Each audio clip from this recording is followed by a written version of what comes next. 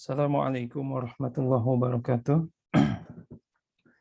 Innal hamdalillah nahmaduhu wa nasta'inuhu wa nastaghfiruh wa na'udzu billahi min syururi anfusina wa min sayyiati a'malina.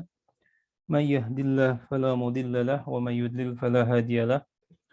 Asyhadu an la ilaha illallah wahdahu la syarikalah wa asyhadu anna Muhammadan abduhu wa rasuluh. Allahumma shalli wa sallim wa barik ala Muhammadin wa ala alihi wa sahbihi ajma'in.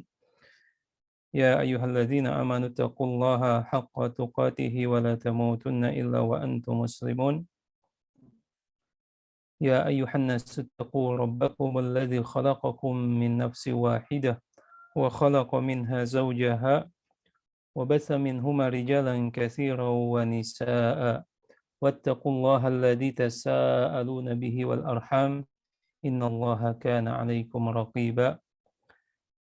Ya ayyuhalladzina amanu taqullaha wa qulu qawlan sadida yuslih lakum a'malakum wa yaghfir lakum dhunubakum wa may yuti'illaha wa rasulahu faqad faza fawzan 'azima. Amma ba'd.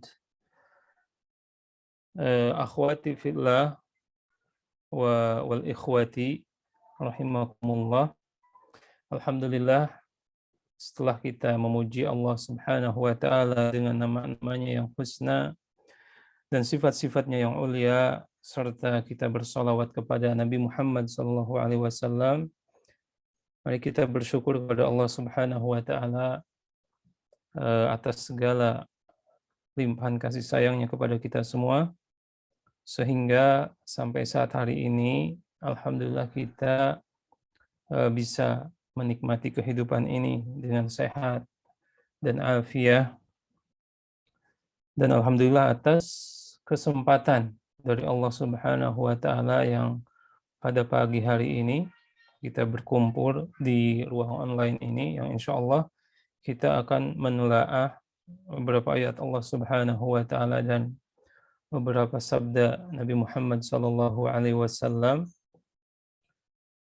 yang semoga apa yang akan kita baca dan apa yang akan kita dengar ini menjadi ilmu yang bermanfaat bagi kita semua sebagai bekal menjalani kehidupan di dunia ini. Baik, insya Allah akan kita lanjutkan pembahasan kita masih dari kitab yang sama, yaitu 100 pesan Nabi untuk wanita, ya. Dan ini adalah pertemuan yang ketiga. Insya Allah kita akan membaca sebuah hadis, ya, yang berkaitan dengan masalah parfum ataupun wewangian yang biasa digunakan oleh wanita, ya. Dan insya Allah kita akan langsung membaca bukunya di halaman 10, bahwa mu'allif hafizahullah atau rahimahullah menulis di sini, haram bagi wanita keluar rumah menggunakan wewangian, ya. Kemudian beliau memberikan satu dalil dari As-Sunnah, sebuah hadis yang diriwayatkan oleh Imam At-Tirmizi, ya. Kemudian Imam Hakim dan Imam Ahmad serta Abu Dawud, dan disahihkan oleh Syekh Albani, bahwa Rasulullah sallallahu alaihi wasallam bersabda, ayyuma imra'atin ista'tarat famarrat biqaumin liyajidu rihaha fahiya zaniyatun. Ya. Yang artinya, wanita mana saja yang memakai wewangian kemudian melewati suatu kaum agar mereka mencium aromanya, maka dia atau wanita tersebut adalah seorang pezina, ya. Nah, bahasan kita adalah hadis yang mulia dari Rasulullah Sallallahu Alaihi Wasallam, dan kita sudah mengetahui bahwa hadis ini adalah hadis yang sahih, ya, disahihkan oleh beberapa imam hadis, dan salah satunya adalah imam hadis di zaman atau di abad kita saat ini, ya, yang beliau dikenal juga sebagai, sebagian ulama menyebutkan Syekh Albani sebagai Amirul Mukminin fil Hadis. Salah satunya perkataan dari Al-Qadi Al-Imrani, seorang qadi ya, hakim ataupun hakim agung di negeri Yaman, bahwa beliau menyebutkan bahwa Syekh Albani itu adalah Amirul Mukminin, pemimpin, Amirul Mukminin fil Hadis di zaman beliau. Itu pemimpin para ahlu hadis di zamannya ya. Karena itu sebagian penulis, sebagian ulama di zaman kita saat ini, sebagian mereka mencukupkan ketika mentakhrij hadis atau memeriksa kesahihan hadis ini dengan apa-apa yang disampaikan oleh Syekh Albani di dalam beberapa kitabnya ya. Saya akan sampaikan sedikit slide ya. Mudah-mudahan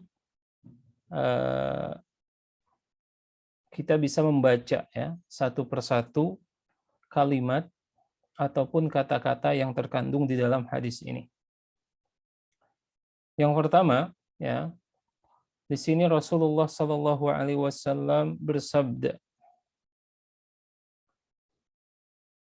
Hadis ini diriwayatkan oleh Abu Musa al-Ash'ari ya, radhiyallahu anhu, bahwa Rasulullah SAW bersabda.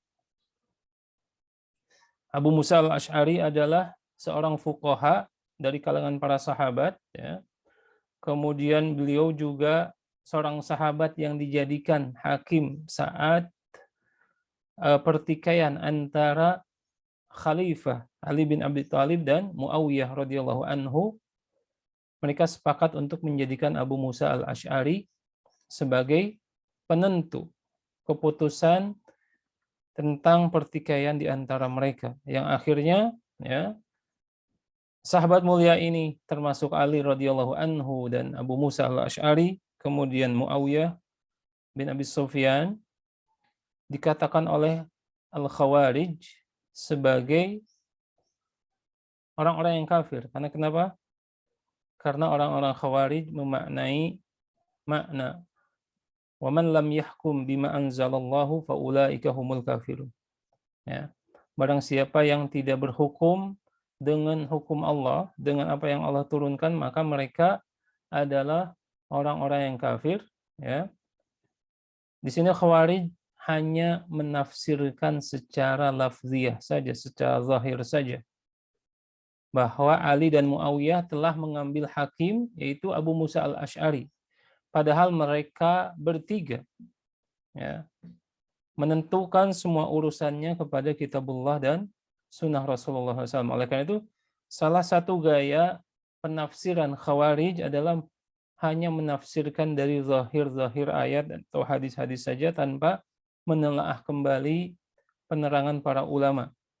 Dan sayangnya saat ini begitu banyak para penuntut ilmu yang mencukupkan menafsirkan ayat Allah Subhanahu wa taala seperti dan hadis-hadis Rasulullah SAW secara zahirnya saja tanpa merujuk kepada perkataan para sahabat, para ulama, dan perkataan salafus saleh dalam masalah-masalah tertentu ya. Kemudian Rasulullah SAW bersabda, ayyuma mra'atin ya, ayyuma mra'atin. Di sini konteksnya secara umum ya. Wanita mana saja ya. Wanita mana saja. Artinya tentu saja umum ya. Yang difahami secara khusus artinya mengeluarkan wanita-wanita yang belum baligh ataupun anak-anak di dalam masalah ini. Kemudian mengeluarkan wanita-wanita yang sudah menopause ya dalam istilah syar'i, yang sudah tidak mau menikah lagi ya, seperti dalam sebuah ayat ya, bahwa wanita di dalam hadis ini adalah wanita secara umum yang mengeluarkan itu anak-anak dan wanita-wanita yang sudah tua, yang lanjut usia. Kemudian ista'farat, memakai wewangian. Memakai wewangian, kemudian di beberapa hadis yang lain ya, salah satunya dari Abu Hurairah radhiyallahu anhu, bahwa disebutkan ya mutatayyibah, yang artinya sama itar sama tib dalam bahasa Arab itu adalah parfum, minyak wangi ya. Jadi wanita mana saja yang memakai parfum, memakai wewangian, thumma kharajat, kemudian keluar ya, keluar, para ulama kebanyakan menyebutkan keluar rumah. Famarat ala qaumin liyajidu rihaha, kemudian melewati sebuah kaum. Yang dimaksud dengan kaum di sini adalah sekumpulan laki-laki. Ya. Sekumpulan lelaki. Liyajidu rihaha, agar mereka mencium bau wangi tersebut. Ya. Fahiya zaniyatun, maka dia adalah seorang pezina.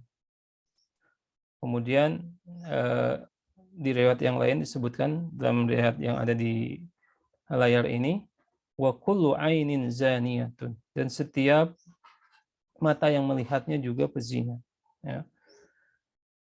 Tentu hadis ini adalah hadis yang sangat agung, berisi nasihat Rasulullah Sallallahu Alaihi Wasallam sekaligus peringatan Rasulullah Sallallahu Alaihi Wasallam kepada setiap wanita jangan sampai terjatuh ke dalam perbuatan maksiat tersebut.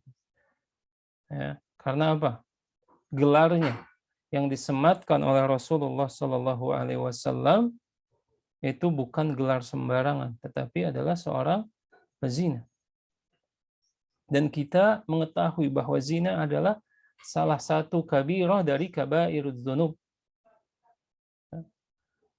Zina itu adalah salah satu dosa besar ya, yang tidak diampuni kecuali dengan taubat an-nasuh, itu dengan pertama berhenti dari melakukannya, kemudian menyesal dengan apa yang telah dia perbuat, kemudian berjanji tidak akan melakukannya lagi. Nah, sedangkan arti kata bahwa dia adalah seorang pezina, maka para ulama menyebutkan barang siapa wanita yang keluar rumah kemudian memakai wewangian untuk atau agar kaum lelaki bisa mencium wangi tersebut, maka dia seorang pezina. Maksudnya dia telah menjatuhkan dirinya ke hal-hal yang berbau zina, atau wanita tersebut telah menawarkan dirinya sebagai seorang pezina. Ya. Nah, kemudian hadis ini memang banyak diriwayatkan bukan dengan satu lafaz hadis saja. Bahkan di hadis Abu Hurairah ya, yang berikutnya, di slide berikutnya, ini berkaitan erat dengan masalah ini.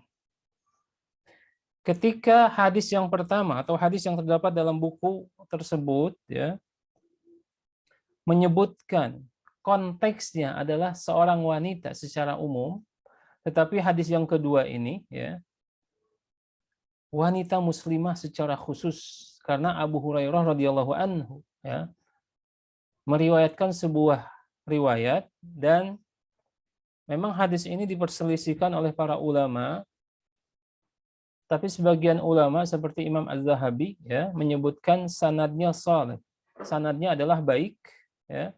Kemudian di beberapa kitab lain para imam juga menyebutkan bahwa hadisnya adalah hadis yang hasan ataupun hadis sahih ya. Nah, di sini saya akan bacakan wa an Abi Hurairah annahu laqiya imra'atan yaktasifu rihaha faqala.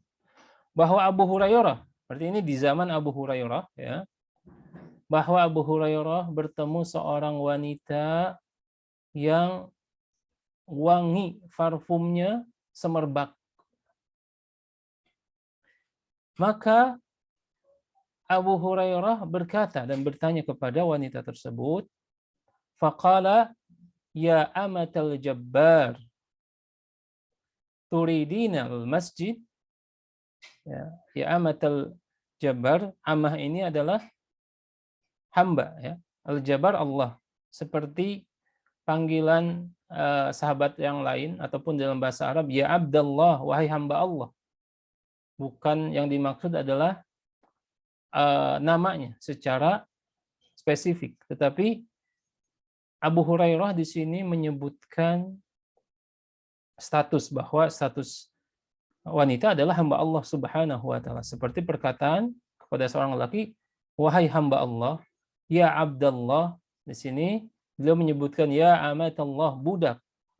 Abdun itu kan budak ya, untuk laki-laki, sedangkan untuk perempuan amatun ya, budak perempuan. Di budak perempuannya Allah, wahai hamba Allah, turidinal masjid, apakah engkau hendak pergi ke masjid? Kemudian perempuan tersebut menjawab, na'am. Ya, saya akan pergi ke masjid. Kemudian Abu Hurairah bertanya lagi, walahu tatayyabti, dan untuk tujuan itu, jadi agar engkau pergi ke masjid, ya, engkau memakai wewangian itu untuk pergi ke masjid? Kemudian dijawab lagi, na'am, ya. Kemudian Abu Hurairah radhiyallahu anhu berkata kepada wanita tersebut, farji'i, kembalilah, pulanglah. Fa inni sami'tu Rasulullah sallallahu alaihi wasallam yaqul, karena sesungguhnya aku mendengar sabda Rasulullah sallallahu alaihi wasallam, atau Rasulullah sallallahu alaihi wasallam bersabda, ma min imra'atin takhruju ilal masjidi fata'sifu rihuha fayaqbalullahu minha salatan hatta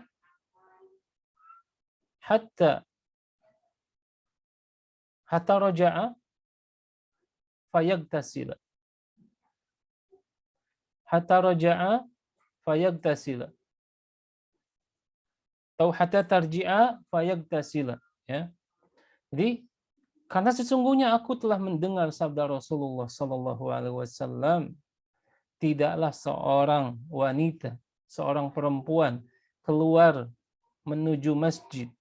Ya, ingat bahwa seorang wanita keluar menuju masjid adalah sebuah ibadah, ya. Wa buyutuhunna khairun lahunna, walaupun rumah-rumah mereka lebih baik untuk mereka. Ini dalam perkara sholat. Tapi misalkan kalau ada kajian ilmiah di dalam masjid tersebut, ya, maka berbeda hukumnya. Tapi pada dasarnya, ya, pergi ke masjid ini adalah sebuah ibadah yang diperbolehkan dilakukan oleh perempuan. Makanya Rasulullah Shallallahu Alaihi Wasallam bersabda, la tamna'u amatallah masajidallah. Janganlah engkau melarang istri-istri kalian ataupun para wanita agar mereka pergi menuju rumah-rumah Allah Subhanahu wa taala, ya. Ini sabda Rasulullah sallallahu alaihi wasallam.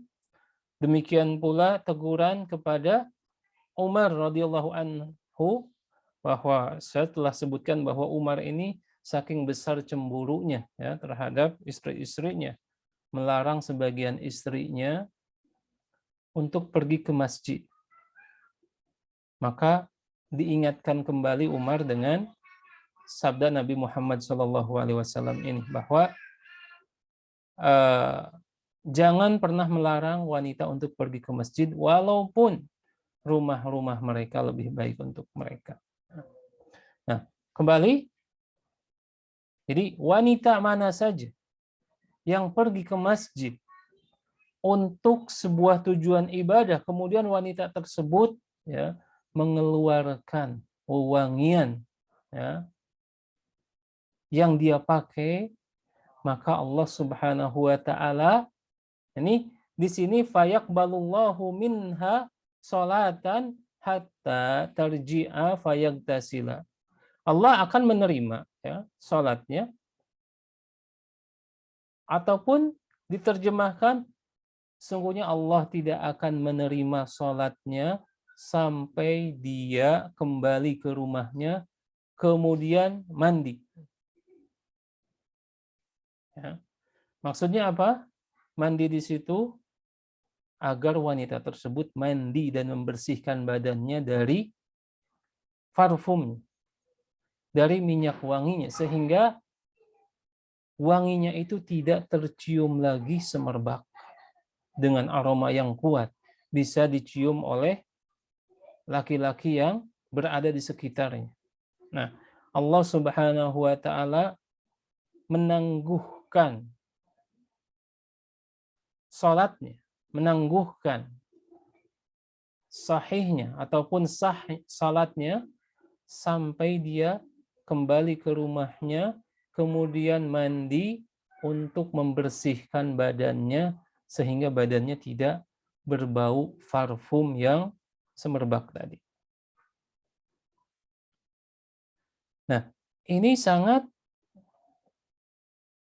dikhawatirkan ya oleh kita semua. Ternyata sebagaimana diisyaratkan oleh penulis ya di dalam penerangan hadis tersebut, bahwa kebanyakan wanita saat ini ya, baik mereka wanita muslimah, terlebih lagi wanita-wanita kafirah saat ini sudah terbiasa dengan wewangian ya, wewangian yang semerbak, kemudian mereka keluar rumah ya untuk sebuah tujuan dan bertemu dengan sekumpulan laki-laki sehingga sebagian laki-laki mencium aroma parfumnya. Hampir ini menjadi sebuah kebiasaan, bahkan sesuatu yang lumrah. Ya, bahkan sesuatu yang lumrah, dan sebagian wanita ya yang berjilbab besar pun melakukan hal yang sama. Ini adalah musibah. Ya.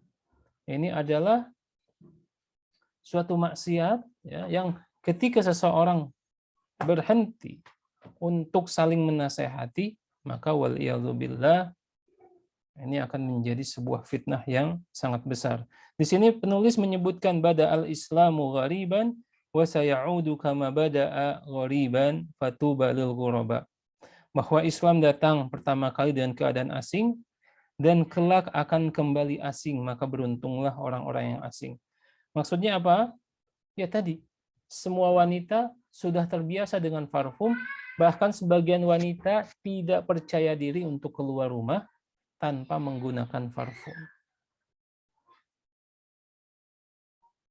Nah, ini tentu saja suatu pelanggaran dalam syariat Islam yang menyelisihi fitrah-fitrah yang telah Allah tentukan bagi seorang wanita. Pada asalnya wanita itu tidak memakai parfum ketika keluar rumah. Tetapi sekarang kebutuhan ini, kebutuhan itu ya, kemudian mengikuti perkembangan zaman yang datang dari barat, sehingga wanita-wanita yang tetap bertahan di dalam syariat itu menjadi asing ya. Menjadi sesuatu yang kurang nyaman ya, dan menjadi suatu ganjalan, padahal itu adalah tanda keimanan bagi seorang wanita asing tersebut. Berapa banyak orang atau seorang wanita yang berjilbab panjang, menutup tubuhnya sesuai dengan hijab syar'i, kemudian dibuli ataupun direndahkan harga dirinya ya dengan hal-hal yang tidak sepantasnya. Sebagian orang memandang ya bahwa orang yang berjilbab itu atau wanita berjilbab itu tubuhnya tidak bersih, bau gitu ya. Dan ini memang suatu tantangan kepada kaum muslimah, jangan sampai kita ya, wanita muslimah itu seperti yang mereka katakan ya. Tetapi tidak juga ya melawan arus syar'i, melawan arus syariat Allah Subhanahu wa taala agar wanita ini tidak dikatakan jorok ya, lusuh ya. Akhirnya dia mencari pembenaran ya dengan memakai tadi sebagian wewangian agar mereka tidak dianggap jorok, tidak dianggap kotor ya, tidak dianggap bau tubuhnya itu tidak sedap ya. Nah, ini hanya rayuan setan saja atau bagian dari kerendahan ataupun kelemahan iman wanita tersebut sehingga beralih memperbolehkan dengan beberapa alasan akhirnya memakai wewangian yang bisa memberikan kepercayaan diri terhadap dirinya ya. Padahal sudah jelas bahwa hal tersebut dilarang oleh Rasulullah Shallallahu Alaihi Wasallam. Ya. Nah, kita seorang Muslim harus memahami ya, tentu saja yang menjadi sebuah pertanyaan ya, apakah memang seorang wanita itu dilarang secara mutlak ya, untuk memakai wewangian atau tidak? Ya, karena kita pun pernah membaca atau mengenal sebuah hadis ya. Hadis ini dari Anas bin Malik radhiyallahu anhu ya, pelayannya Rasulullah sallallahu alaihi wasallam, bahwa Rasulullah sallallahu alaihi wasallam bersabda ya, ataupun Anas meriwayatkan kepada kita, atan nabiyya sallallahu alaihi wasallam qaumun yubayi'unahu wa fihim rajulun min yadihi asarul khaluqin falam yazal yubayi'uhum wa yuakhiruhu. Ya. Jadi ada sekelompok orang datang kepada Nabi Muhammad SAW untuk berbaiat. Ya, di zaman Nabi Muhammad SAW, sebagian kabilah Arab ada yang datang langsung berbaiat, ya, atau ada yang pemukanya saja, ya, ketua kabilahnya saja berbaiat kepada Rasulullah SAW, kemudian rakyatnya mengikuti pemimpinnya. Ya. Dan di dalam hadis ini ada beberapa orang sebagai perwakilan dari sebuah kaum, ya, sebuah kabilah, sebuah suku, datang kepada Nabi Muhammad SAW untuk berbaiat. Dan ketika berbaiat, ya, yang berbaiat itu seorang laki-laki, biasanya Rasulullah SAW menggenggam tangan lelaki tersebut saat berbaiat. Ya. Berbeda dengan wanita. Wanita tidak digenggam tangannya oleh Rasulullah SAW. Kemudian salah satu dari sekelompok orang tersebut, ya, terlihat ada seorang laki-laki yang di tangannya, ya, di tangannya ada bercak warna minyak wangi. Ya. Maka Nabi Muhammad SAW pun tidak segera membaiatnya. Jadi karena di tangannya ada warna, ya, bekas warna. Biasanya warna kuning, ya, seperti kunyit. Ya. Kemudian Nabi SAW mengakhirkan laki-laki tersebut. Ya. Nah, kita bisa bayangkan bahwa misalkan ada sekelompok orang, 5 orang, maka Nabi manggil satu persatu dan mengakhirkan laki tersebut. Ya. Kemudian Rasulullah SAW ketika membaiat laki-laki yang di tangannya ada bercak warna kuning, ya, bekas parfum, Rasulullah SAW bersabda, ya, inna tibar rijali ma dhahara rihuhu wa khafiya launuhu wa tibun nisa'i ma dhahara launuhu wa khafiya rihuhu. Jadi di dalam hadis ini Rasulullah SAW memberikan penjelasan tentang jenis dan sifat wewangian yang diperbolehkan untuk laki-laki dan dikhususkan untuk wanita. Ya. Jadi parfum laki-laki harus berbeda dengan parfum perempuan. Wewangian laki-laki berbeda dengan wewangian perempuan, dan sekarang ini ya seperti itu adanya. Makanya di toko-toko parfum ya ataupun di iklan-iklan parfum dibedakan antara parfum perempuan dan laki-laki karena wanginya pun berbeda sesuai dengan karakter masing-masing. Nah, di sini disebutkan sesungguhnya ya,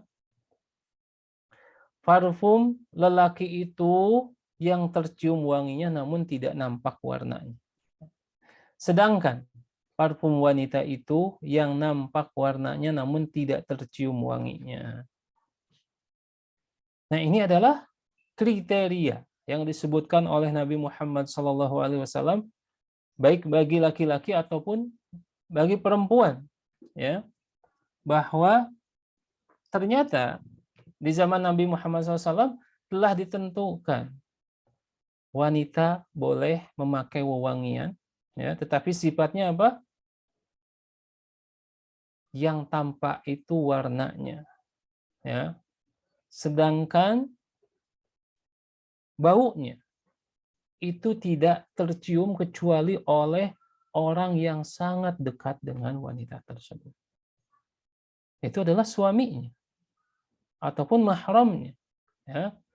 Jadi batasannya ketika seorang wanita memakai parfum dan parfum tersebut wanginya sangat ringan, ya, tidak tercium kecuali oleh orang yang sangat dekat, maka itu adalah kriteria parfum yang boleh dikenakan oleh wanita. Ya. Tapi berbeda dengan laki-laki. Laki-laki itu bau parfumnya itu harus kuat, strong. Ya. Sehingga Nabi Muhammad SAW diriwayatkan dalam beberapa hadis, ya, Nabi Muhammad SAW baru akan masuk pintu masjid, ya, wanginya sudah tersebar di dalam masjid. Saking cintanya Rasulullah SAW terhadap wewangian, ya. Ini berbeda dengan perempuan. Nah, yang lebih jelasnya seperti apa, ya, bentuk parfum perempuan ini ada dalam sebuah riwayat Abdurrahman bin Auf, ya, ketika menikah. Ya, Abdurrahman bin Auf ini seorang kaya raya di Mekah, kemudian hijrah bersama Rasulullah SAW. Kemudian di Madinah beliau memulai usahanya dari nol. Tunjukkan pasar kepadaku. Maka akhirnya dia miskin di Madinah. Tapi dengan keuletannya kemudian Allah Subhanahu wa taala memberi keberkahan dalam usahanya, dan pada saat itu, ya, Abdurrahman bin Auf diam-diam, ya, mengumpulkan uang kemudian menikah di Madinah, ya.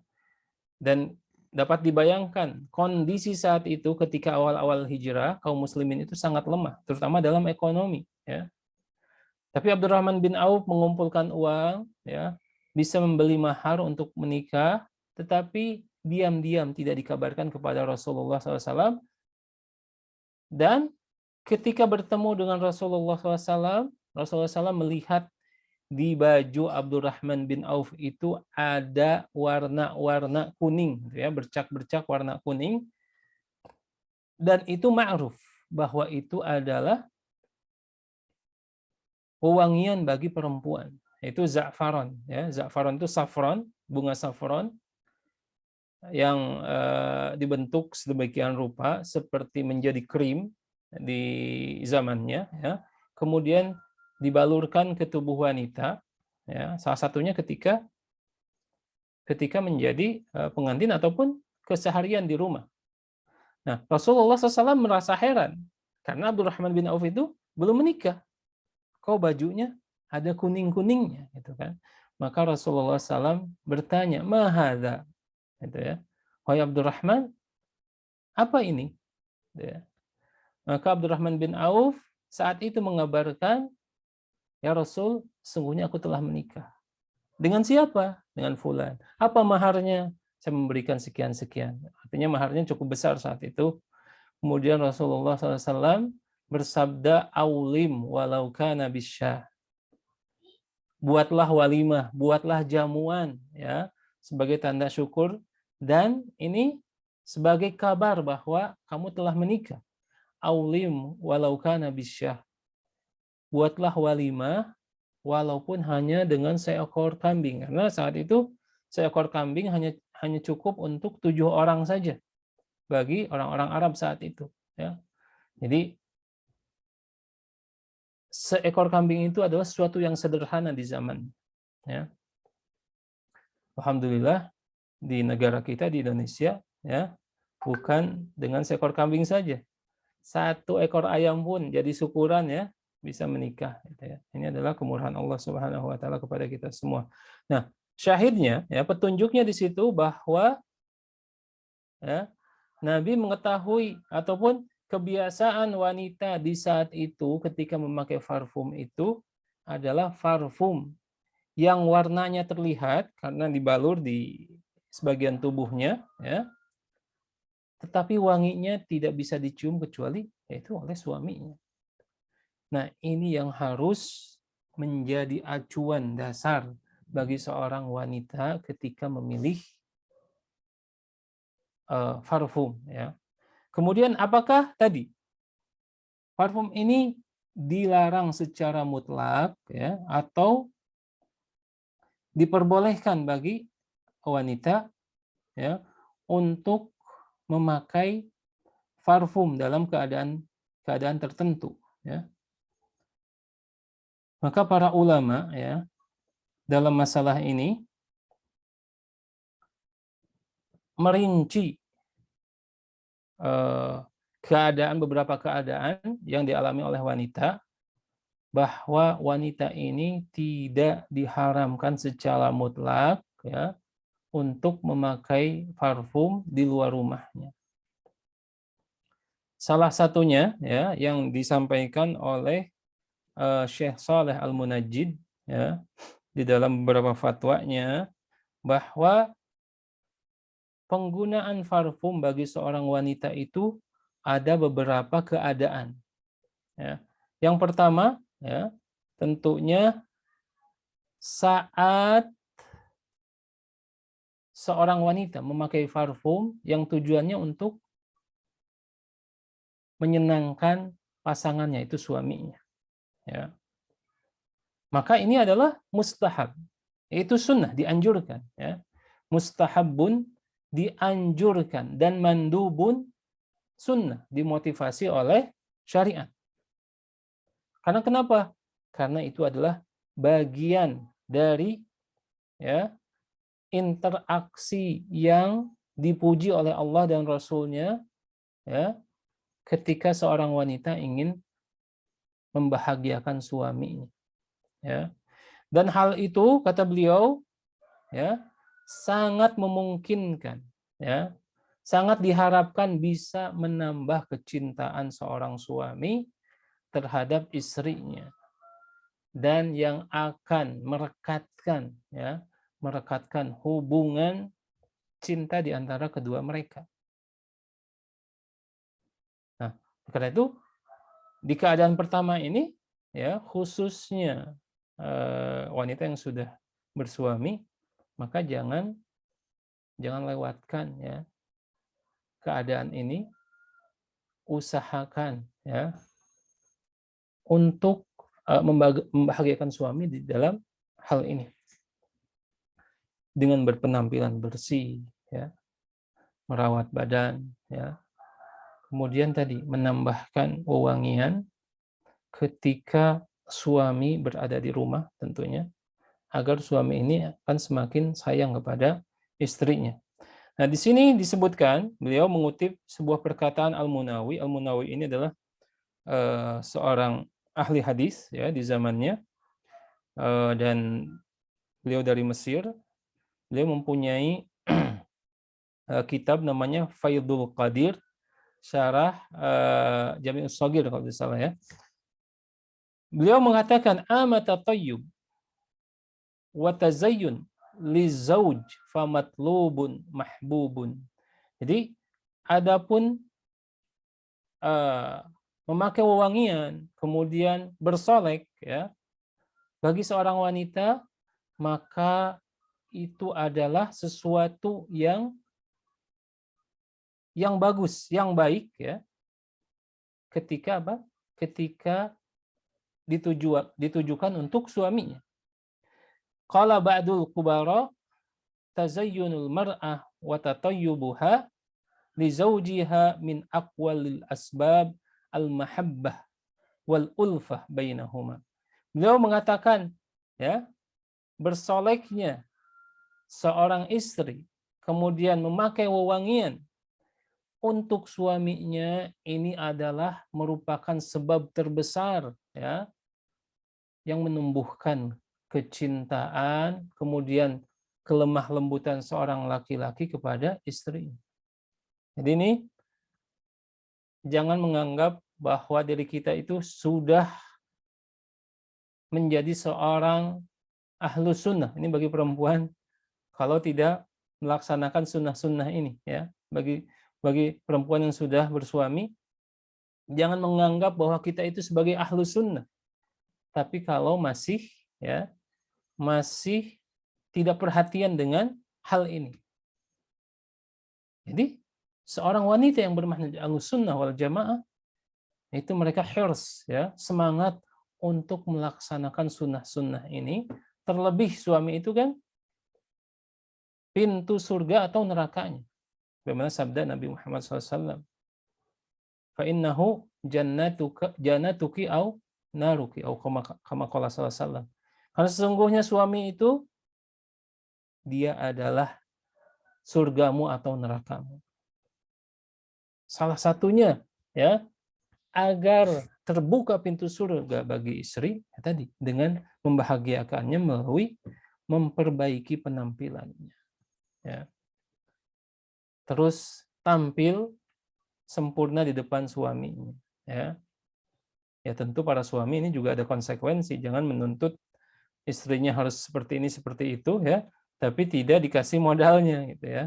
Ini ada konsekuensi juga seperti itu. Nah, oleh karena itu di keadaan pertama ini maka disunnahkan bagi seorang wanita untuk memakai wewangian, walaupun tadi parfumnya yang semerbak sekali gitu ya. Jarak 10 meter ya. Istrinya di dapur, suaminya di ruang tamu. Wah, sudah kecium harumnya. Ini diperbolehkan karena tujuannya untuk suami ya, dan dia berada di dalam rumahnya. Ya. Jadi suami ketika ketuk pintu itu sudah mencium aroma parfum istrinya. Dan ini yang akan menjadi sebab terbesar ya datangnya kecintaan dan kelemah lembutan sebagaimana dikatakan Al-Munawi ya.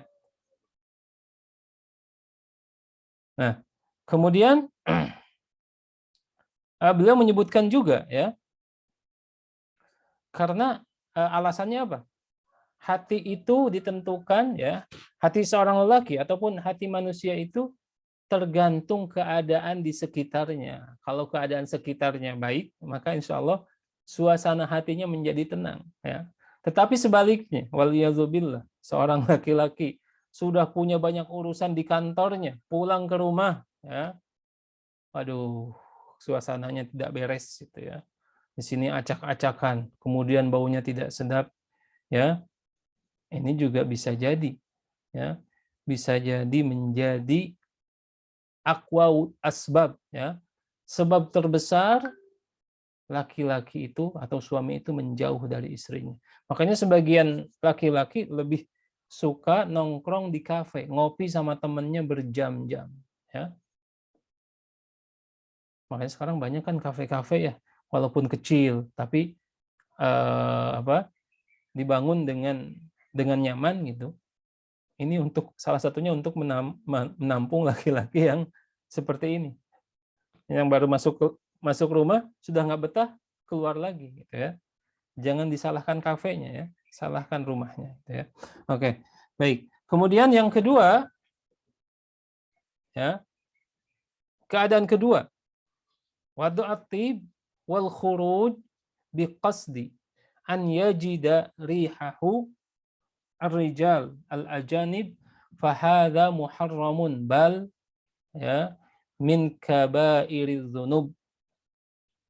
Beliau menyebutkan keadaan kedua, yaitu seorang perempuan yang memakai wewangian parfum kemudian keluar rumahnya dengan tujuan agar wanginya itu ya dicium oleh kaum laki-laki yang bukan mahramnya, maka ini muharramun bal min kabairiz dzunub. Ini haram, bahkan ini termasuk dosa yang besar. Beliau menyampaikan hadis tadi pertama yang saya sampaikan ataupun hadis yang terdapat di dalam buku ini dari Abu Musa al-Asy'ari ya, bahwa wanita mana saja yang memakai wangian kemudian keluar agar wanginya itu bisa dicium oleh laki-laki yang dilewatinya, maka dia adalah seorang pezina. Ya. Kemudian yang dimaksud liyajidu rihaha, agar bisa dicium ya wanginya, ai li ajli an yashummu riha itriha. Jadi memang ada beberapa motif ya yang dilakukan atau sebagai tujuan kenapa memakai wewangian. Salah satunya ada yang agar pede ya, karena mungkin dia memiliki masalah dengan bau badan gitu ya. Tapi ada yang lebih buruk dari itu, agar orang-orang itu mencium wanginya. Nah, ini lebih buruk daripada hanya sekedar tadi menghilangkan bau badan gitu ya. Dan beda biasanya kalau menghilangkan bau badan itu hanya dengan deodoran gitu ya. Tapi ini bahasan kita adalah parfum ya, parfum. Nah, qala Al-Munawi ya tentang hadis tadi, fahiya zaniyatun ai hiya bisababi dzalika muta'arridun lizina. Jadi dia seorang perempuan ya bisababi dzalika, dengan menyematkan parfum yang wangi ini dia menjerumuskan dirinya kepada zina. Sa'iyatun fi asbabiha wa da'iyatun ila talabihi fasumiyat lidzalika zaniyah. Bukan menjerumuskan saja, bahkan dia ya istilahnya tuh menawarkan sebab-sebabnya, menjajakkan sebab-sebab untuk terjadi ke dalam perzinahan ya.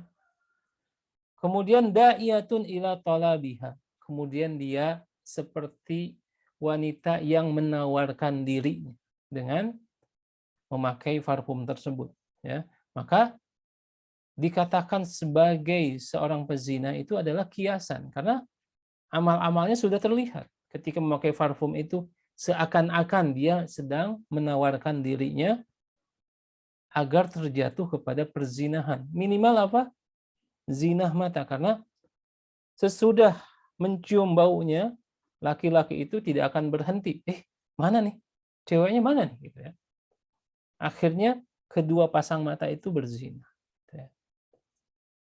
Farubama ghalabat asyahwah, dan demikian juga bisa jadi karena wewangian tersebut itu ya, seorang laki-laki tidak bisa menahan syahwatnya.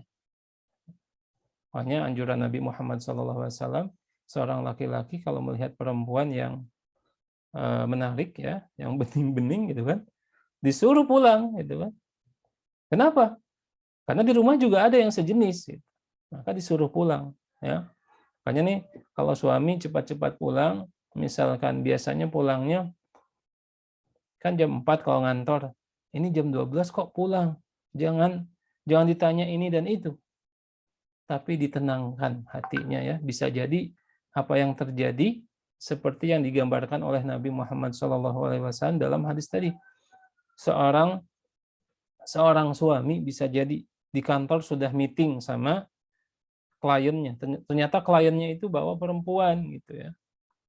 Kita nggak tahu nih apa yang terjadi. Akhirnya suami ini karena takut kepada Allah Subhanahu wa taala, takut kepada Rasulullah SAW, memutuskan untuk segera pulang, gitu kan. Nah, penerimaan sang istri itu harus sangat paham dengan hal-hal tersebut, ya, supaya laki-laki ini atau suami ini merasa nyaman. Oke.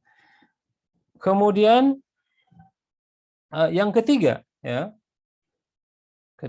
pertama tadi disunahkan, yang kedua diharamkan, ya, yang ketiga adalah antusiba minat tibi wal itri wa takhruju wa yaglibu ala dhanniha annaha satamurru bima jami'i yajidu fiha rijal min tibiha warihiha fahada fi'lun muharramun, ya, aidan. Jadi yang ketiga ini berbeda dari yang kedua. Kalau tadi bermaksud, ya, secara murni agar laki-laki mencium wanginya. Tapi yang kedua ini sebenarnya tidak bermaksud, ya. Tetapi kemungkinan besar dia akan melewati sekumpulan laki-laki ataupun dia akan masuk ke dalam sebuah lingkungan yang di situ ada laki-laki yang akan mencium baunya tersebut, dan ini pun diharamkan, ya. Walaupun wa illam yaqsidu wa illam taqsidu fitnatar rijal aw lam yakun zalika fi niyatiha. Walaupun dia tidak bermaksud untuk memfitnah, ya, menggoda, ya, laki-laki, ataupun tidak ada di dalam hatinya itu niat seperti itu, ya. Kenapa alasannya? Li'anna al-fi'la fitnatun fi nafsihi. Karena memang pekerjaannya itu yang menjadi masalahnya, bukan masalah niatnya. Nah, makanya penting, ya. Yang penting kan niatnya. Yang penting niatnya. Sekarang kalau korupsi niatnya untuk berbagi, bisa dibenarkan atau tidak? Nah, seperti itulah ketika seorang wanita pakai parfum, yang penting kan niatnya. Saya tidak berniat untuk menggoda dan yang lainnya, ini hanya sebagai tuntutan profesi aja kehidupan seorang wanita karir ataupun seorang mahasiswi dan yang lainnya. Nah, ini tidak bisa dibenarkan karena memang masalahnya itu bukan di niat tadi, tetapi masalahnya ada di parfumnya, ya. Yang parfum itu menjadi sebuah karina ataupun barometer, ya, yang bisa menghidupkan syahwat lawan jenis, ya. Wa qad jaa fi syar'i aidan ma yadullu ala tahrimihi wal man'u dzalika. Jadi banyak hal-hal yang lain, ya, di dalam syariat ini yang telah menunjukkan bahwa hal tersebut dilarang, ya. Salah satunya beliau menyebutkan salah satu ayat surat An-Nur, ya, ayat ke-31, ya. Dan ini dikenal dengan ayat mahram. Kalau wanita ingin mengetahui mahramnya, nih hafalkan surat An-Nur ke-31 di mana Allah Subhanahu wa taala berfirman, "Qul lil mu'minati yaghdudna min absarihinna wa yahfadna min furujihinna." Ya. Jadi katakanlah kepada wanita-wanita yang beriman, ya, hendaknya dia menundukkan pandangannya, ya. Kemudian hendaknya menjaga kemaluannya, wala yubdina zinatahuna illa ma dhahara minha, ya. Dan janganlah menampakkan perhiasannya kecuali perhiasan yang biasa nampak saja. Wal yadribna bi khumurihinna ala juyubihin, ya. Dan hendaknya dia menjulurkan khimarnya, ya, kerudungnya ala juyubihinna. Juyub ini adalah kerah di zaman Nabi Muhammad SAW, ya, bukan saku. Kalau sekarang kan saku, ya, jaib itu, tapi juyub ini adalah belahan baju, ya. Juyubihinna wala yubdina zinnatahunna illa li bu'ulatihinna. Dan janganlah dia menampakkan perhiasannya kecuali kepada suaminya ataupun bapak mertuanya, ya. Kepada bapaknya ataupun bapak mertuanya, atau anak-anak laki-lakinya, kemudian anak-anak laki dari suami, wa ikhwanihi, saudara-saudara laki, kemudian anak laki dari saudara-saudara lakinya, au bani akhwatihin, atau anak laki-laki dari saudara perempuannya, Ini mahram semua ya. Au nisaihinna au ma malakat aimanuhunna. Atau kepada sesama wanita ya. Ataupun kepada budak-budak yang mereka itu tidak mempunyai syahwat ya. Nah, ini anjuran dari syar'i, tidak boleh menampakkan perhiasan ya, kecuali kepada mahramnya saja. Dan parfum itu dikategorikan sebagai perhiasan bagi seorang wanita. Makanya tadi ya, walaupun tidak ada niat untuk menggoda, tetapi perkaranya parfum itu adalah hiasan, perhiasan yang tampak walaupun tidak diniatkan. Jadi berdalil dengan yang penting niatnya, maka ini adalah keliru. Ya. Kemudian dari Zainab, imra'ati Abdullah bin Mas'ud, jadi istrinya Abdullah bin Mas'ud bernama Zainab, qalat qala lana Rasulullah sallallahu alaihi wasallam, bahwa Rasulullah SAW telah bersabda, idza syahidat ihdakunna al-masjida fala tamassa tiban. Jadi Nabi Muhammad SAW bersabda kepada perempuan sahabiah, ya, jika kalian hendak pergi ke masjid, janganlah kalian memakai minyak wangi. Ya. Dan itu berarti larangan itu kan kalau dikerjakan menjadi sebuah keharaman. Nah, berarti tadi sandarannya bukan pada niat, tetapi memang pekerjaannya sendiri itu sudah menjadi sebuah masalah. Ya. Kemudian yang keempat, keadaan keempat, ya, antusiba minal itri wat tibi wa yaglibu ala dhanniha anna tibaha lan yasila majami'an nasi. Ya. Jadi dia memakai sebuah parfum, ya. Ya. Tentu parfumnya di sini yang konteks keadaan keempat itu memakai parfum yang wanginya itu ringan, ya, dan dia ya menyangka ya bahwa wanginya itu tidak akan dicium oleh orang-orang yang ada di dekatnya, ya. Kemudian walan yajid syai'an minhu ar-rijal, dan laki-laki tidak mampu mendapatkan baunya tersebut, ka'an takhruja fi sayarati zaujiha, ya. Misalkan seorang wanita, seorang istri keluar bersama suaminya dan dia hanya menemani suaminya saja di dalam mobilnya saja. Maka pada saat itu diperbolehkan memakai parfum, ya, parfum walaupun baunya agak sedikit menyengat, ya. Kemudian fi rihlatin fi makanin khala, ya, atau dia bepergian bersama suaminya keluar kota.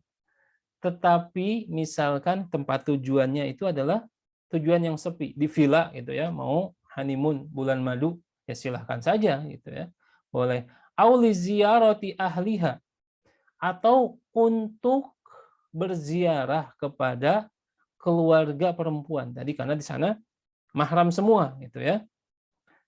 Au takhruju fi sayarati zaujiha li ahadi majami'in nisa al-khassah, ataupun keluar ya memakai kendaraan suaminya ataupun ditemani suaminya, tetapi tujuannya adalah tempat-tempat pertemuan yang dikhususkan untuk perempuan, ya. Karena banyak sekali di Jazirah Arab tempat-tempat yang dikhususkan untuk perempuan. Misalkan ya, kalau di Riyadh, ini contohnya, di Riyadh contohnya ada sebuah mall besar ya, terkenal, dan yang masuk ke situ tidak boleh bujangan ataupun perawan, tapi khusus bagi yang berpasangan yang sudah menikah, keluarga. Masya Allah. Ya. Atau sebagian tempat ini khusus untuk perempuan, pasar untuk perempuan, mall untuk perempuan. Ini ada. Ya. Atau tempat-tempat pertemuan untuk perempuan seperti misalkan acara walimah, resepsi. Kalau di sana kan khusus. Biasanya juga acara laki-laki di hari tersendiri dan perempuan di hari yang berbeda, ya, atau di gedung tersendiri, laki-laki di gedung yang lain, gitu ya. Ini sudah biasa, maka pada saat itu diperbolehkan. Au takhruja ilal masjidi fi sayaratin, ya, fi sayarati wa tanzulu ala babil musallan nisa, ya. Jadi boleh keluar di sini menggunakan mobil, kemudian turun ke musola untuk perempuan, langsung ke pintu perempuannya, ya, sehingga tidak tercium parfumnya oleh laki-laki. Ya. Kemudian di sini disebutkan juga watanzulu ala babil musalla al mafsul kulliyah anir rijal. Jadi di Jazirah Arab itu banyak sekali, ya, masjid-masjid yang pintu perempuannya itu sangat terpisah dengan pintu laki-laki, ya. Itu kata beliau diperbolehkan. Summa tarji'u bisayaratin mubasyaratin dunal mururi fi turuqat. Dan dia kembali dari masjid ini tidak mampir kemana-mana, gitu. Langsung saja, gitu ya. Nah, ini termasuk yang diperbolehkan. Wa nahu dzalika minal halatil lati la tatawaqqa'u al-mar'atu fiha abadan mururuha bi syai'in minat turuqatil muslimin. Jadi keadaan-keadaan yang seperti ini, ya, yang pada asalnya tidak mungkin wanita ini keluar atau turun, ya, untuk melewati sebuah perkumpulan laki-laki. Misalnya sekarang, ya, mungkin seorang wanita, ya, lapar nih malam-malam, gitu ya, mau keluar, gitu ya, tapi sudah berparfum, gitu, keluar pakai mobil, kemudian beli makanan drive thru, ya, kemudian pulang lagi karena memang untuk beli makanan saja, tidak keluar dari kendaraannya, bayar, setelah dapat makanannya balik lagi, ya, bahkan dia tidak membuka pintu mobilnya. Nah, ini adalah sesuatu yang diperbolehkan, ya. Kemudian alasannya ini apa, gitu? Kok seperti bertentangan tadi? Ayyuma mra'atin, wanita mana saja yang keluar, ya, dan menggunakan parfum, maka dianggap sebagai pezina. Nah, di sini alasannya, ya, keadaan keempat itu karena anna illat tahrim zahiratu illat tahrimi az-zahirati minal adillah as-sabiqah ghairu muhaqqaqah. Jadi karena ilahnya tadi, ilahnya itu apa ya? Alasan, ya, yang menjadi keharamannya itu tidak terdapat di dalam keadaan ini. Tadi alasannya apa? Alasannya bisa dicium oleh sebagian laki-laki. Maka dalam keadaan keempat itu, karena di mobil, gitu ya, tidak turun sama sekali, tidak ada alasan, ya, seorang bisa mencium parfumnya, maka ini diperbolehkan. Kemudian yang kedua, ada juga alasan dari sunnah, ya, dari hadis ataupun dari asar. Waqad jaa fi sunnah ma yadullu ala anna nisa as-sahabah kunna yasta'milna tib fima yaghlibu ala dhannihim adamun tisharihi baina rijal. Jadi dulu di zaman para sahabiah, di zaman Rasulullah SAW, sebagian, ya, wanita menggunakan parfum karena diyakini parfum ini wanginya tidak akan menyebar, ya, kepada laki-laki. Karena kenapa? Di zaman Rasulullah SAW itu kalau safar, ya, sebuah grup, gitu ya, maka biasanya rombongan laki-laki itu di depan, rombongan perempuan di belakang, itu terpisah sama sekali, tidak bercampur baur. Makanya misalkan rombongan-rombongan haji dan umroh, gitu ya, di zaman Rasulullah SAW itu dipisahkan antara laki-laki dan perempuan, ya. Nah, kemudian di sini disebutkan riwayat dari Aisyah, ya, Ummul Mukminin radhiyallahu anhu. Ini berkaitan dengan ibadah umroh, bahwa wanita itu disunnahkan untuk memakai wewangian sebelum ihram, ya. Bahwa Aisyah berkata, "Kunna nakhruju ma'an Nabi sallallahu alaihi wasallam ila Makkah." Ini para ulama menyebutkan Aisyah keluar bersama Nabi Muhammad SAW ke Mekah, itu ketika Haji Wada.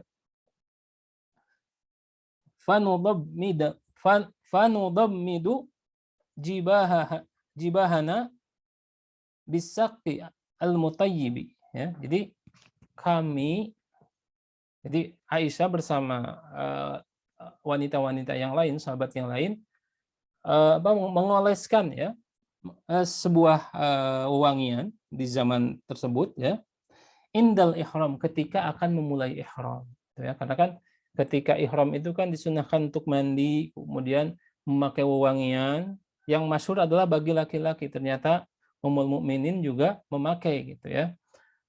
Fa idza ariqat ihdana sala ala wajhiha fayarahu an-nabiy sallallahu alaihi wasallam fala yanhaha. Kemudian, ya, kalau salah seorang dari kami itu mengeluarkan keringat, ya, maka si minyak wangi tersebut yang dioleskan di badannya ataupun di jidatnya itu terkena dengan keringat. Kemudian terlihat warnanya berbeda. Itu menunjukkan bahwa mereka menggunakan wewangian, ya, seperti saya sebutkan bahwa yang terlihat warnanya biasanya berbentuk krim, gitu, ya. Kemudian Nabi Muhammad SAW melihatnya dan mengetahuinya. Dan Nabi Muhammad SAW tidak melarang kami untuk melakukannya. Ini diriwayatkan oleh Abu Dawud, kemudian dihasankan oleh An-Nawawi, kemudian disahihkan oleh Syekh Albani di dalam Sahih Abu Dawud, ya. Nah, jadi ini adalah keadaan-keadaan yang memperbolehkan seorang wanita keluar dari larangan secara umum dari hadis Nabi Muhammad SAW, dan ini dikuatkan juga oleh perkataan atau fatwa Syekh Abdul Aziz bin Baz, ya, Syekh bin Baz rahimahullah, yajuz laha at-tibu idza kana khurujuha ila majma'i nisa'i la tamuru fi tariqi ala rijali. Boleh memakai wewangian jika wanita-wanita ini keluar ke tempat khusus untuk perempuan. Misalnya tadi pasar khusus untuk perempuan atau salon dan yang lainnya, dan tidak melewati perkumpulan laki-laki. Kemudian Syekh Muhammad bin Shalih Al-Utsaimin di dalam Jalasat Ramadaniyah, ya, bahwa beliau berkata, amma idza kanatil mar'atu satarkabu fi sayyarati wa la yadhharu rihuha ila liman yahilu lahu an yudhhira riha indahu, ya, wa satanzilu fawran ila mahali amaliha biduni an yakuna hunaka rijal haulaha fahada labas. Jadi kalau seorang wanita memakai parfum kemudian naik kendaraan dan tidak ada yang mencium wangi tersebut kecuali mahramnya, yaitu suaminya, kemudian wanita tersebut pun turun di sebuah tempat yang khusus untuk perempuan, ya, maka itu tidak mengapa, kata Syekh Muhammad bin Shalih Al-Utsaimin, li'annahu laisa fi hadza mahdzurun, karena di dalam keadaan seperti ini tidak ada hal-hal yang diharamkan, ya. Fahiya fi sayaratiha ka'annaha fi baitiha, dan dia di dalam kendaraannya seperti dia di dalam rumahnya. Amma idza kana satamuru ila janibir rijal fala yahillu laha an tatatayyaba. Adapun jika dia akan melewati sekumpulan laki-laki, maka tidak dihalalkan baginya untuk memakai wewangian di saat itu. Nah, ini adalah sebagian dari penjelasan, ya, yang saya pilih dari perkataan Syekh Shalih Al-Munajjid, ya, yang mungkin, ya, tidak diketahui oleh sebagian wanita, yang mudah-mudahan bisa memberi pencerahan bagi kita, baik sekarang menyadari bahwa parfum itu pada asalnya, hukum asalnya adalah dilarang, ya, dipakai untuk di luar rumah bagi wanita. Kemudian yang kedua, ya, jangan berpatokan kepada yang penting niatnya, gitu, ya, karena fitnahnya itu ada di dalam parfum, ya. Yang ketiga yang terpenting, ada beberapa keadaan yang memperbolehkan wanita untuk memakai parfum. Ya. Mungkin ini yang bisa saya sampaikan pada kesempatan kajian kita pagi hari ini. Ya. Kesempurnaan hanya milik Allah Subhanahu wa Ta'ala.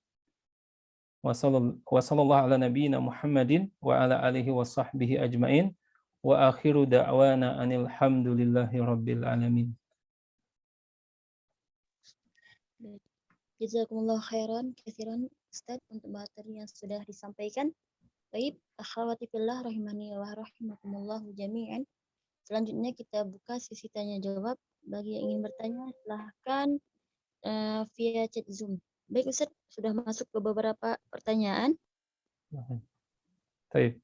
Soal pertama, Afwan Ustaz izin bertanya, bagaimana hukumnya apakah boleh seorang perempuan menyapa laki-laki yang bukan mahram, yaitu teman mengajar di sekolah, ketika bertemu di suatu tempat? Kemudian bagaimana hukumnya jika mengucapkan salam kepadanya? Jazakumullah khairan atas penjelasannya Ustaz. Baik. Bismillah, alhamdulillah, wassalatu wassalam ala rasulillah wa ala alihi wa sahbihi wa man walah. Kalau kita melihat ya, membaca kembali sirah perjalanan hidup Nabi Muhammad SAW, kemudian sirah para sahabat, ya, maka kita menemukan beberapa keadaan interaksi seorang laki-laki dan perempuan, ya, yaitu saling menyapa ataupun saling bercakap-cakap, ya. Dan pada umumnya ketika didapati, ya, percakapan itu kebanyakan, ya, dilakukan oleh seorang murid kepada gurunya, seperti misalkan murid-muridnya Aisyah, ya, murid-muridnya Aisyah itu banyak dan laki-laki kebanyakan, ya, tapi biasa berinteraksi dengan Ummul Mukminin Aisyah, ya, di balik hijab. Nah, oleh karena itu ketika tujuannya adalah masalah ilmu, maka silahkan, ya, ditanyakan, ya. Bahkan misalkan sebagian orang mengingkari hal tersebut seakan-akan itu adalah sesuatu yang diharamkan. Tapi ketika saya membaca sendiri, ya, belajar dari para guru, orang-orang yang meriwayatkan hadis, kita menemukan keadaan-keadaan tertentu, ya, keadaan-keadaan tertentu. Seperti Rasulullah SAW mengajarkan seorang wanita, tapi di situ masih ada laki-laki, gitu ya. Kemudian begitu banyak para sahabiyah yang mendatangi wanita untuk berfatwa, tapi di situ ada Ummul Mukminin, ya, ataupun yang terkenal seperti Ummu Sulaim, ya. Ummu Sulaim itu ibunya Anas bin Malik. Ummu Sulaim ibunya Anas bin Malik yang bertanya sesuatu yang ini malu, ya, dipertanyakan. Apakah wanita itu wajib mandi besar kalau mimpi basah, gitu ya? Maka Rasulullah SAW menjawab iya, kalau dia mendapatkan bahwa pakaiannya basah, gitu ya. Nah, ini adalah beberapa hal yang memperbolehkan kita, ya, ataupun wanita untuk bertanya secara langsung kepada lawan jenis, terlebih dalam masalah ilmu. Tetapi harus aman dari fitnah, jangan berdua-duaan. Misalkan ibu-ibunya nih, guru perempuan katakanlah, ataupun seorang murid kepada guru, jangan sendiri, tapi berdua. Misalkan ajak temannya, Pak, saya mau menanyakan ini, gitu ya. Ataupun mungkin urusan pekerjaan. Selama aman dari fitnah, maka insya Allah ini tidak mengapa. Itu masalah pertama, gitu ya. Kemudian selain masalah ilmu, yaitu ketika beramar ma'ruf nahi munkar, seperti tadi perbuatan Abu Hurairah, ya. Abu Hurairah tidak ada yang membuatnya untuk menyapa, ya amatal jabbar, wahai hamba Allah, gitu ya, pada wanita tadi. Tidak ada yang membuatnya menyapa wanita tersebut kecuali karena apa? Karena ingin, ya, beramar ma'ruf nahi munkar, ya. Adapun hanya untuk saling menyapa itu ya, cipika-cipiki dan yang lainnya itu dihindari saja ya. Karena tidak ada keperluan di dalam hal tersebut ya. Oleh karena itu mencukupkan dengan suatu hal yang darurat dengan tadi menimbang aman dari fitnah. Wallahu alam. Ini untuk pertanyaan pertama. Wallahu alam.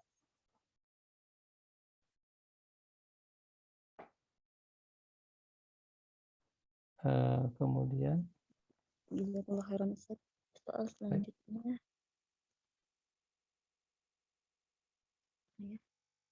Assalamualaikum. Ini Ustaz, apakah boleh kedua ya? memakai parfum yang ada bahan alkohol Ya, dan boleh dipakai saat sholat? Untuk alkohol itu kebanyakan atau jumhur ulama menyebutkan alkohol itu najis, ya, najis. Jadi dihindari, ya. Tapi kan orang-orang berpikir kan kita nggak makan. Justru ini kehati-hatian dari para ulama tuh. Najis itu kan nggak boleh dimakan memang, termasuk tidak boleh dipakai. Gitu. Terlebih untuk sholat, ya. Walaupun ada pendapat yang memperbolehkan, karena najis di situ adalah bukan najis secara fisik, secara zat, tetapi secara majas, ya, bahwa perbuatan meminum khamr, alkohol, ya, itu adalah merupakan rijs ataupun sesuatu yang kotor, ya. Nah, oleh karena itu saya sebutkan dua pendapat dari para ulama. Jumhur ulama, kebanyakan ulama mengkategorikan itu najis, maka dihindari. Adapun sebagian ulama memperbolehkan, wallahu alam. Jadi silakan memilih yang termudah dan yang afdol adalah menghindari, ya. Masih banyak wangian yang tanpa alkohol pun bagus untuk dipakai bagi seorang wanita. Begitu pula seorang laki-laki demikian, wallahu alam. Kalau biasanya merek-merek di Arab, ya, itu biasanya tidak beralkohol walaupun parfum-parfumnya bagus gitu ya. Ya, dan berkelas, wallahu alam. Kemudian nomor 3 ya, saya langsung baca saja. Afwan Ustadz, Ana mau bertanya, apakah boleh menggunakan parfum dalam keadaan seorang wanita tersebut sedang sakit? Dengan sakitnya, dia mengeluarkan bau kurang sedap untuk menghilangkan baunya. Jazakallah khairan. Ya, ini adalah keadaan ditimbang dari keadaan yang pertama, kedua, ataupun ketiga atau keempat. Jadi saya sudah menjelaskan yang memperbolehkan itu kan keadaan yang pertama ketika seorang istri ya di rumahnya silahkan ya, sehebat apapun parfumnya halal ya. Kemudian yang keempat tadi ada beberapa hal ya yang memperbolehkan. Ya, kalau kita lihat dari beberapa hal yang memperbolehkan itu sama ya, ilatnya apa? Alasannya apa? Alasannya tadi aman dari fitnah. Yaitu wanita tersebut memakai parfum untuk menutupi tadi kekurangan ataupun sakitnya, tapi harus diperhatikan. Tetap juga maksudnya tidak melewati laki-laki atau tidak. Tercium oleh laki-laki yang non mahram atau tidak, ya. Ketika masih tercium oleh laki-laki non mahram, berarti illah, alasan hukum pengharamannya masih terdapat dalam kasus ini. Ya, sedangkan dalam kaidah usul fikih al-hukum itu ya dulu hukum itu ditentukan dengan ilatnya. Ya, kalau ilatnya ada berarti dia hukumnya haram. Ya, ilatnya apa? Tercium oleh laki-laki non mahram, walaupun dalam keadaan sakit, berarti alasan pengharamnya tetap ada. Tetapi kalau hanya di rumah, ya terlebih sakit gitu ya, menggunakan parfum di rumah hanya ada laki-laki mahram saja ya, ini adalah baik dan salah satu metode pengobatan, terus mengurangi kekurangan diri, ya. Dan ini bisa dikategorikan ibadah untuk menyenangkan pasangan hidupnya. Wallahu a'lam. Jadi dikembalikan lagi kepada ilahnya, alasannya masih bisa tercium oleh non mahram atau tidak, ya. Wallahu a'lam. Kemudian hal apa saja yang menyebabkan istri boleh menceraikan suami, ya. Yang pertama yang membolehkan mencerai seorang istri boleh menceraikan berarti khulu, ya. Khulu ini sudah terjadi di zaman Nabi Muhammad SAW dan terjadi kepada salah satunya Ibnu Qais, ya, radhiyallahu anhu. Seorang istri datang kepada Rasulullah SAW, ya, terus kepada Zaid juga, ya, sesungguhnya aku, wahai Rasulullah, sesungguhnya aku tidak mencela Zaid dalam masalah agamanya, tetapi aku takut kekufuran dalam Islam. Itu salah satunya terjadi karena memang tidak ada kecintaan, ya. Memang benar-benar tidak suka, tidak cinta, gitu ya, terhadap sosok suaminya tersebut. Kemudian Nabi Muhammad SAW berkata kepada perempuan tersebut, kamu sanggup untuk mengembalikan maharnya? Ya, sanggup. Ya. Dia sudah kembalikan maharnya. Dan Rasulullah SAW memisahkan pasangan tersebut, ya, dengan ketentuan yang tadi bahwa timbangannya adalah bahwa para ulama menyebutkan laki-lakinya itu buruk rupa, ya. Sedangkan kita tahu bahwa keindahan badan, ketampanan seorang laki-laki itu yang akan menumbuhkan rasa cinta sehingga terjadi, ya, sakinah, mawadah, warahmah. Karena kan nazar itu dari dua sisi. Nazar laki-laki pada perempuan, begitu juga perempuan kepada laki-laki. Ya, ini yang diajarkan oleh Rasulullah SAW. Bahkan kecantikan dan ketampanan itu adalah indikasi yang akan menguatkan rasa cinta di antara sebuah pasangan. Dan Nabi Muhammad SAW pada seorang sahabat bilang dia akan menikah. Kata Nabi Muhammad SAW, apakah engkau sudah melihatnya? Ya. Belum ya Rasulullah. Kata Nabi, lihatlah. Ya. Ungzur ila lihatlah, ungzur ila mayad'uha ila nikahiha. Lihatlah kepada sesuatu yang akan menyebabkan kamu menikahinya. Ya. Nah, dari sini para ulama menyebutkan bahwa keindahan, keelokan, dan tampan itu memang bukan tujuan utama, tetapi itu adalah salah satu unsur yang akan menjadi satu timbangan bahwa kecintaan kita kepada pasangan kita itu akan tetap ada atau tidak, ya.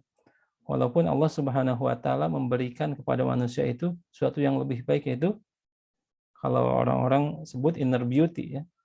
Jadi akhlaknya yang baik, gitu ya. Penampilan tidak masalah. Ada yang seperti itu. Nah, jadi salah satu kriterianya ketika wanita itu tidak mencintainya dan takut kalau tetap dipertahankan akan menjerumuskan kepada hal-hal yang diharamkan. Dan ini secara umum bahwa cerai itu diperbolehkan ketika akan menjauhkan diri mereka dari syariat Allah Subhanahu wa taala, ya. Salah satunya itu. Tetapi ketika alasannya yang lain, ya, misalkan katakanlah seorang suami, waliyadzubillah, semoga Allah Subhanahu wa taala jauhkan, mempunyai cacat dalam fisiknya seperti impoten, maka para ulama menyuruh istrinya menunggu sampai 1 tahun. Siapa tahu dalam 1 tahun ini sembuh. Maka kalau sudah tidak ada perubahan, maka pada saat itu boleh minta cerai, gitu ya. Ataupun hal-hal yang lainnya yang diperbolehkan dalam syariat Islam. Jika orang tua si wanita menginginkan anaknya cerai, ya, bagaimana tindakan wanita diakibatkan orang tua merasa menantunya tidak adab ke mertua dan ke istri, gitu ya. Ya, makanya ini tuh sebenarnya hal-hal yang seperti ini tuh bisa diselesaikan dengan komunikasi, ya. Dan perceraian itu adalah jalan terakhir, ya. Maka jangan langsung memilih opsi berpisah, ya. Terlebih kalau permasalahannya bukan terkait dengan masalah agama, ya. Bisa jadi ada miskomunikasi. Misalkan bagi sebagian orang cium tangan itu adalah adab yang baik, tetapi misalkan ketika saya menikah dalam satu awal-awal menikah, ya, kita memahami bahwa oh, di sini adabnya cium tangan. Cium tangan itu ya sudah diperbolehkan kepada orang tua. Akhirnya kita ada toleransi. Walaupun setelah itu misalkan diajarkan bahwa hal ini memang bukan adab yang baik di dalam Islam, tapi ada adab-adab yang lain yang lebih sempurna, gitu ya. Nah, ini bisa jadi ada satu apa ya, namanya itu jarak pemisah yang seharusnya dikomunikasikan. Masalah adab, masalah akhlak itu karena tiap-tiap orang berbeda, apalagi berbeda suku. Makanya diupayakan untuk menikah dengan sekufu, ya, sekufu dalam ajaran Islam itu salah satunya, ya, itu bisa tafsirannya kalau bisa dengan sesama sukunya, Sunda dengan Sunda, Jawa dengan Jawa, agar mereka saling memahami, tidak ada kontradiksi dalam satu adat berbeda, ya, di adat yang lain berbeda. Ini adat baik di sini, tetapi di sana adat buruk. Nah, ini masalahnya hanya tinggal komunikasi saja. Jika orang tua tersebut menentukan perceraian bukan atas timbangan syar'i, maka dia dosa, wallahu alam. Dan kewajiban anak adalah mengingatkan. Kemudian kewajiban menantunya adalah memperbaiki sifatnya di hadapan mertuanya. Wallahu alam. Kemudian Assalamualaikum warahmatullahi wabarakatuh. Apakah boleh pakai deterjen yang plus pewangi? Nah, ini pertanyaan yang sangat bagus karena ini terjadi di semua rumah ya saat ini. Ya, saya membaca beberapa fatwa tentang masalah ini, ya. Jadi para ulama menyimpulkan, ya, bahwa hukum ini terjadi tergantung ilahnya. Ilah itu alasan, ya. Alasan tadi, alasan yang menjadi keharaman salah satunya. Tadi kan ayumamro'atin, ya, wanita mana saja yang memakai parfum kemudian keluar rumah dan wanginya itu bisa dicium oleh laki-laki, maka dia tercatat ataupun disebut sebagai pezina. Ilahnya, alasan pengharamannya apa tadi? Wanginya bisa dicium oleh sebagian laki-laki. Nah, tinggal timbang saja deterjen kita, pewangi kita, ya. Karena berbeda-beda. Ada yang mereknya agak bagus nih dan disebutkan di situ ada parfum, ya. Yang kalau kita lewat mungkin, ya, itu bisa tersebar wanginya. Itu kalau baru diangkat dari jemuran kemudian disetrika itu masih wangi gitu ya. Nah, selama ada alasan itu berarti hukumnya sama dengan parfum tadi. Walaupun tadi deterjen, ya, walaupun bentuknya apa saja, krim dan yang lainnya. Karena seperti ini, Allah mensifati khamar itu, ya, bukan secara zat saja, tetapi sifat. Ya, khamar itu yang merusak akal, ya. Makanya tidak ada kita menemukan bahwa ganja itu haram secara nas, sabu-sabu haram secara nas, tetapi secara sifatnya sama dengan khamar, dikategorikan sebagai khamar, ya. Baik bir, arak, ya, whisky dan yang lainnya itu dikategorikan khamar, termasuk pil-pil dan yang lainnya sama sifatnya adalah khamar. Begitu pula deterjen, ya. Bisa jadi satu deterjen itu, ya, wanginya lebih parah daripada sekedar deodoran. Nah, maka yang ditimbang adalah sifatnya. Kemudian dihubungkan dengan ilat, alasan pengharamannya. Maka selama tadi ada alasan yang sama untuk diharamkan, maka statusnya haram. Jadi tidak bisa diputuskan secara zat. Deterjen itu ada macam-macam, ya. Makanya para ulama itu sangat merinci ketika menjawab, ya. Ketika ditanya deterjen, maka dia tidak akan menyebut merek, gitu kan? Karena merek yang lain berbeda, gitu kan? Bisa jadi dia ganti merek nanti, gitu ya. Nah, tapi sifatnya, selama sifatnya ada dan sama, Allahu alam, sepanjang penelaahan saya dari beberapa fatwa ulama, sama baik deterjen ataupun pewangi ya yang dimasukkan ke dalam air ya, maka ketika sifatnya sama seperti parfum itu wallahu alam diharamkan ya. Mungkin ini yang bisa saya sampaikan. Barakallahu fikum.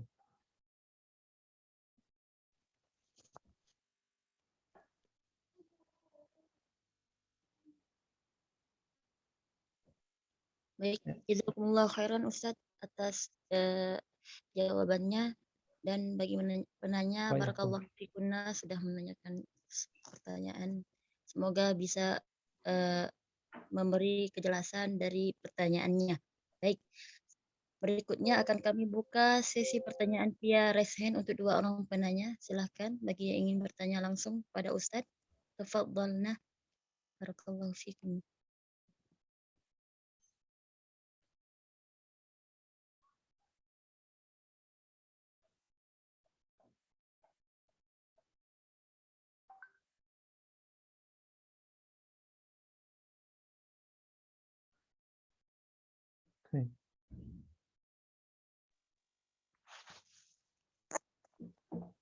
Gimana Ustaz? Sepertinya tidak ada yang menanyakan langsung. Oke, baik. Baik. Cukup ya. Alhamdulillah, banyak sekali faedah yang kita dapat ambil dari materi hari ini. Kami mohon maaf belum bisa kami ucapkan jazakumullah khairan kepada Ustadz dan bagi penanya. Sebagai penutup, mohon Ustadz memberikan kesimpulan dan nasihat terakhir untuk kita semua. Oke, baik. Bismillahirrahmanirrahim, wassalatu wassalamu ala rasulillah.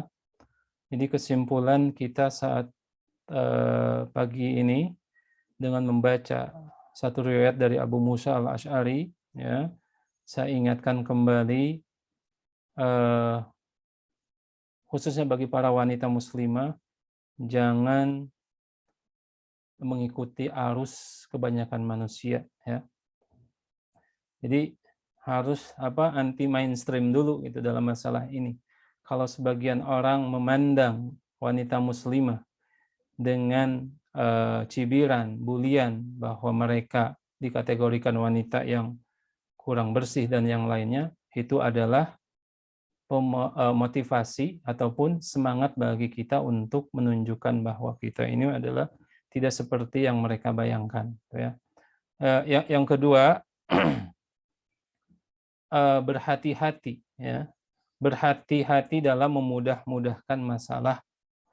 Ini adalah bagian yang sangat terjadi di kalangan kaum muslimin dengan berbagai alasan, dan alasan-alasan ini menjadi berhala bagi kita semua tadi. Yang penting niatnya, yang penting ini, yang penting itu. Sementara kita tidak percaya kepada Rasulullah Shallallahu Alaihi Wasallam. Dan yang terakhir, pandai, ya, menimbang, menganalogikan, mengkiaskan satu keadaan dengan keadaan yang lain berdasarkan arahan para ulama, ya. Jadi ketika membaca fatwa, maka benar-benarlah dalam memahami fatwa para ulama sehingga fatwa ulama ini dapat difahami dengan jelas dan benar. Dan terakhir, semoga Allah Subhanahu wa taala memberikan taufik dan hidayahnya kepada kita semua sehingga khususnya para wanita muslimah, akhwati fillah, bisa menjadi wanita yang terbaik di sisi Allah Subhanahu wa taala. Wallahu a'lam. Demikian.